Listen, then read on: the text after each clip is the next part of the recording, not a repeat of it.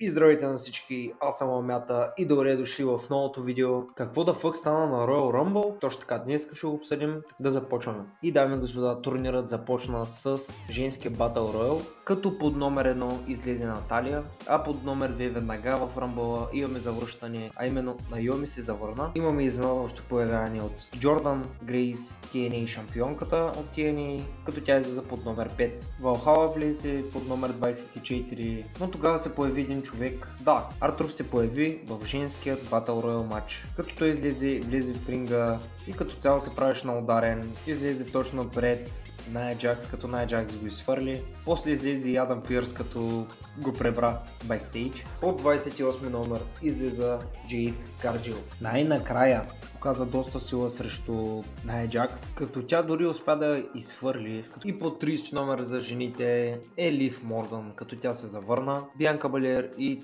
Тифани Стратън бяха изхвърлени от Бейли. И трите последни останали жени бяха Джейд Каргил, Лив Морган и Бейли. Като Бейли успява да ги надвие и двете и да вземе победата, а именно да вземе Royal Rumble матча и дано скоро стане шампионка. Продължаваме напред като преминаваме към следващия матч, а именно е фаталната четворка на Роман срещу Ренди Ортън, LA Knight и AJ Styles. Техният матч започва като AJ Styles, Ренди Ортън и LA Knight нападат Роман Рейнс, саблени удари от Роман Рейнс, LA Knight с суперплекс. LA Knight направи своя финишър на Роман Рейнс, като тръгна да го тушерва AJ Styles и прекъсна туша. AJ Styles с Styles Clash на Роман Рейнс, също така Ренди Ортън с невероятното движение от въжетата, просто няма как да го подмина. Ренди се беше приготвил за RKO, а AJ зад него дебнеше за феноменалния лакът. AJ тръгна да скача, но Ренди го хвана и Ренди Ортън му направи RKO от въжетата. RKO и на LA Knight, RKO и на Роман Рейнс. Доста хора си мислиха, че тук Ренди Ортън може да вземе победата, но точно пред туша се появява Сол Сикола, който по време на самия туш издърпва съдията извън ринга. Като той прави по един самуански пайк на всеки, без на Роман естествено. Сол се засилва към AJ Styles, но AJ Styles избягва и Сол чупи барикадата. След това AJ прави феноменалния лакът на Роман Рейнс, като тримата са на куп, но AJ Styles пак не успява да вземе победата, защото Ренди Ортън, който е най-отдолу, се повдига. AJ Styles взима стола и започва да налага абсолютно всички. Роман Рейнс с копие на Ренди Ортън. След това LA Knight е готов за своят финишър, но е бутнат от Роман. AJ е на въжетата, като LA Knight го събаря. След това Роман прави фърмен пънч на LA Knight, копие на AJ Styles и Роман запазва титлата. Ами да, лично на мен този матч доста ми хареса, въпреки че знаех кой ще е крайният победител. Можеха да направят още неща, но както и да е, получи се готин матч и да продължаваме напред. Логан Пол защити своята US титла срещу Кевин Оуенс, като техният матч започва много бързо. Кевин Оуенс с Кейнан Бол, жабешки цъмбурвани от двамата. По време на матча дойде и пичът, който миналия път даде боксът на Логан Пол, за да удари Рей Мистерио и така да го нокаутира, за да вземе титлата. Този път беше там, но съдията го видя и директно го изгони. Но пък дойдоха Остин Тиери и Грейсън Уолър, като те му помагаха. Остин Тиери подаде боксът на Логан Пол, но Кевин Оуенс го видя. Логан тръгна да замахва, Кевин го хвана, изкопчи му самия бокс. След това Кевин удари Логан Пол с бокса и тук няма какво да стане, просто Кевин печели. Опит за туш, 1, 2 и в последния момент съдията спира туша, като вижда боксът на ръката на Кевин Оуенс. Като тук Логан Пол печели с дисквалификация и така свършва матч. След матча Кевин Оуенс побеснява и започва да бие по Логан Пол, като чупи маса с него и след това гледа към титлата, която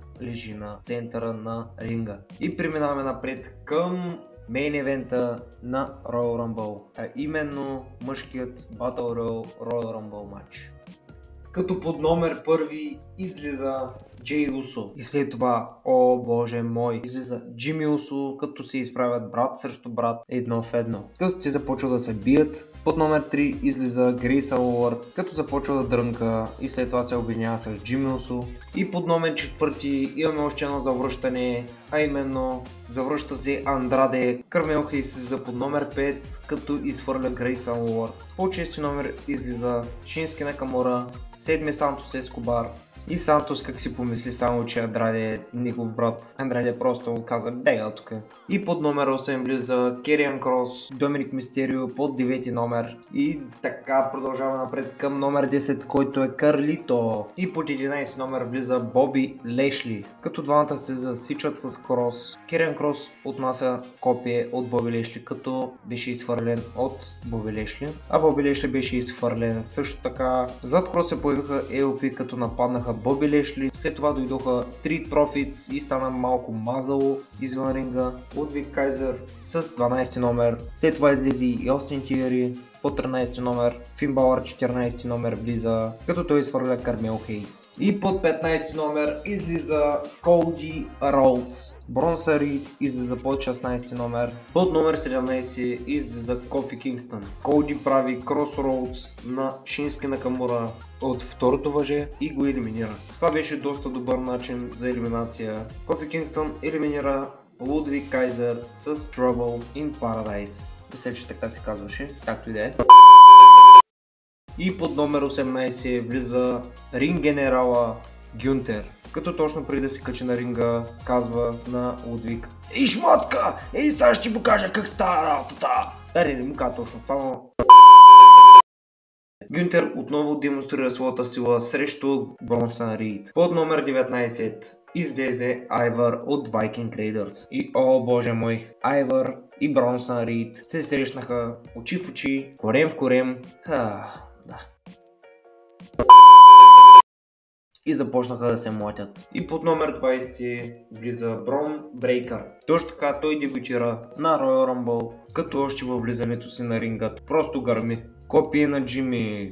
Джимми Усо беше изхвърлен от Брон Брейкър и Фин Балър се замина. Брейкър и Гюнтер се видяха лице в лице, като по 21 номер дойде Омос. Бронсън Рид се опита да се наложи над Омос, но всички знаем какво стана.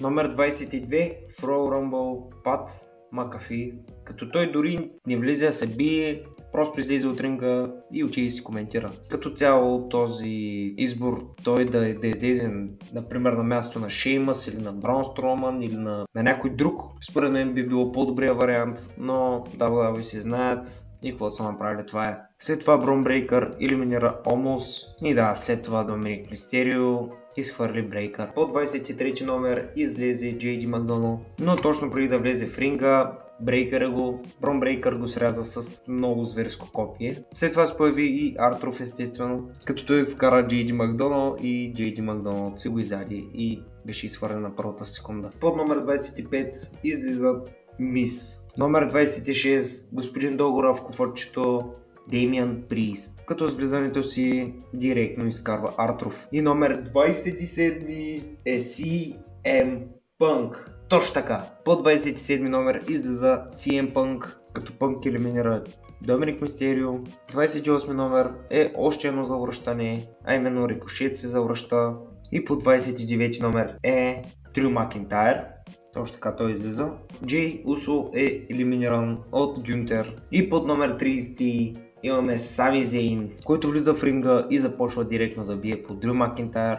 Рикошет е елиминиран от Дрю Макинтайр. Сами Зейн елиминира Демиан Прист, а Дрю Макинтайр изхвърля Сами Зейн. И имаме последната четвърта, която е между Дрю Макинтайр, Гюнтер, CM Punk и Коди Роудс. Роман Рейнс и Сет Ролинс седят най-отгоре на самата арена. Дрю Макинтайр с клеймори, той е на път да изхвърли CM Punk, но Punk го хваща и го изхвърля. Гюнтер с бомба към CM Punk. Гюнтер е на път да изхвърли Коди Роудс, но Коди Роудс някак си го изхвърля и Коди елиминира Гюнтер и остават само Коди Роудс и CM Punk. Като повече от 5 минути, каквито се сетите движения имаше в този матч. И когато всички вече са сигурни, че CM Punk печели, Коди Роудс прави невероятно включване и го изхвърля и така става за втори път пореден Royal Rumble победител. Тук пускаме една малка статистика да видите колко минути е продължил матча, кой е в Iron Man статистиката за тази годишния Royal Rumble. Ги пускам тук, вижте ги. Да, то реално имаше доста хора, които си мислеха и повечето си бяха за CM Punk и бяха абсолютно сигурни, че ще стане. Аз също казах, че CM Punk ще го вземе, макар че Коди взе Rumble за втори поредна година. Като аз съм супер с това и се надявам много скоро да го видим в SmackDown, как предизвиква Роман Рейнс за титлата. Ами да, това беше от Royal Rumble 2024 година. Надявам се да ви е харесал. Кажете вашите мнения какви са долу в коментарите за турнира, за мачовете и като цяло. Надявам се клипа да ви е харесал, което така може да се абонирате, коментирате и до следващия път.